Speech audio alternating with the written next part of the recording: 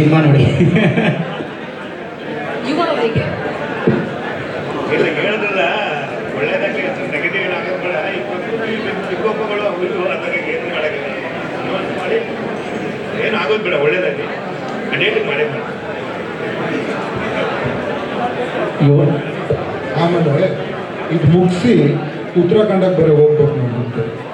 ಈಗ ಸೊ ನಾನು ಮಾಡಲೇಬೇಕು. ಉತ್ತರಾಖಂಡ ಸದ್ಯಕ್ಕೆ ನಿಮಗೆ ಗೊತ್ತು, ನನಗೆ ಶಿವನಿಗೆ ಹುಷಾರಿಲ್ಲ. ಆಮೇಲೆ ಅದು ತುಂಬ ಮಲ್ಟಿ ಕಾಸ್ಟ್ ಸಿನಿಮಾ.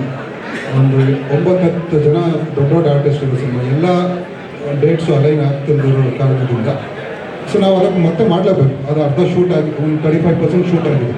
ಸೊ ನಾವು ಹೋಗ್ಲೇಬೇಕು, ಪಕ್ಕ ಈ ಡೇಟ್ ಬಂದೇ ಬರ್ತೀವಿ ಸರ್. ಉತ್ತರಾಖಂಡ ಅನ್ನೋದಕ್ಕೆ ಆ ಸಿನಿಮಾ ನಿಂತೆ ಹೋಯ್ತು ಅನ್ನುವಂಥದ್ದು ಇತ್ತು ಸರ್. ಈ ಸಿನಿಮಾ ಶುರುವಾದಾಗ ನೀವೇ ಉತ್ತರಾಖಂಡ ಅನ್ನೋದಕ್ಕೆ ಆ ಪ್ರಶ್ನೆ ಕೇಳ್ತೀನಿ. ಸಿನಿಮಾ ನಿಂತೆ ಹೋಗಿದೆ ಮತ್ತೆ ಟೇಕಪ್ ಆಗಲ್ಲ ಅನ್ನುವಂಥದ್ದು ಇದೆ ಸರ್. ನಿಂತಿಲ್ಲ ಸರ್, ನಿಮಗೆ ಅದು ನಾನು ಹೇಳಿಲ್ಲ. ಈಗ ಸ್ಟಾರ್ಟ್ ಆದಾಗ ಅನ್ಕೋತಾರೆ ಒಂದೇ ಡೈರೆಕ್ಟ್ರು 2 ಪಿಕ್ಚರ್ ಒಂದೇ ಟೈಮಲ್ಲಿ ಇಟ್ಕೊಳ್ತಾರೆ. ಅದು ಇದೆ. ಈಗ ಏನಾಗಿದೆ ಅಲ್ಲಿ, ನಾನು ನಿಮ್ಗೆ ಹೇಳ್ದಂಗೆ ಮಲ್ಟಿ ಸ್ಟಾರ್ ಕಾಸ್ಟ್ ಇದ್ದಾರೆ ಒಬ್ಬರು. ಆಮೇಲೆ ಅಲ್ಲಿ ಆಲ್ಮೋಸ್ಟ್ ಆ ಸಿನಿಮಾಗೆ ಏನು ವಿಭಿನ್ನ ಅಂದರೆ ಶಿವಣ್ಣನಿಂದ ಹಿಡಿದು ಡಾಲಿ ಆಗಿರಲಿ ಒಂದೇ ಸಿನಿಮಾ ಆಲ್ಮೋಸ್ಟ್ ಎಲ್ಲರೂ ಇರ್ತಾರೆ. ಸೊ ಡೇಟ್ಸ್ ಅಲೈನ್ ಆಗಬೇಕು. ಫಸ್ಟ್ ಆಯಿತು ಶಿವಣ್ಣನಿಗೆ ಸ್ವಲ್ಪ ಹುಷಾರಿಲ್ಲದ್ರಿಂದ ಅವ್ರು ವಾಪಸ್ ಯಾವಾಗ ಬರ್ತಾರೆ, ಅವರ ಅಣ್ಣ ಯಾವಾಗ ಡೇಟ್ ಕೊಡ್ತಾರೆ, ನಾವು ರೆಡಿ ಇರ್ತೀವಿ. ಅದೇ ಟೈಮಲ್ಲಿ ನೆಕ್ಸ್ಟ್ ಡಾಲಿ ಅವ್ರ ಮದುವೆನೂ ಇದೆ. ಸೊ ಎಲ್ಲ ನೋಡಿಕೊಂಡು ಪ್ಲ್ಯಾನ್ ಮಾಡ್ತೀವಿ. ಅದು ನೆಕ್ಸ್ಟ್ ಇಯರ್ ಪಕ್ಕ ರಿಲೀಸ್ ಆಗುತ್ತೆ. ಯಾವುದು ನಿಂತಿಲ್ಲ. ಅದೆಲ್ಲ ಏನಂತಾರೆ ವದಂತಿಗಳು, ಏನಂತಾರೆ ರೂಮರ್ಸ್, ಏನಂತಾರೆ ನಾವು ವದಂತಿಗಳು ಅಷ್ಟೇ.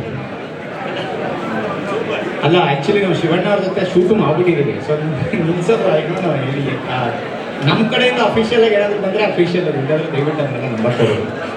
ನಮ್ಮದು ಒಂದು ದೊಡ್ಡ ಪ್ರೆಸ್ಟೀಜಿಯಸ್ ಪ್ರಾಜೆಕ್ಟ್ ಸತ್ಯ ಅದು. ಅದು ಉತ್ತರಾಖಂಡ ಅನ್ನೋದು ನಮಗೆ ತುಂಬ ಪ್ರೆಸ್ಟೀಜಿಯಸ್ ಪ್ರಾಜೆಕ್ಟ್. ಶಿವಣ್ಣ ಮಾಡ್ತಿರೋ ಪಿಕ್ಚರ್ ಅದು. ಸೊ ನಿಲ್ಸೋದು ಪ್ರಶ್ನೆನೇ ಇಲ್ಲ. ಈಗ ಏನಾಗುತ್ತೆ, ಬರೋ ಹೂವಾಪೋಗಳು ಮಾತುಗಳಿಗೆಲ್ಲ ನಾವು ಉತ್ತರ ಕೊಟ್ಕೊಂಡು ಹೋದ್ರೆ ಅದು ಸರಿ ಹೋಗೋಲ್ಲ.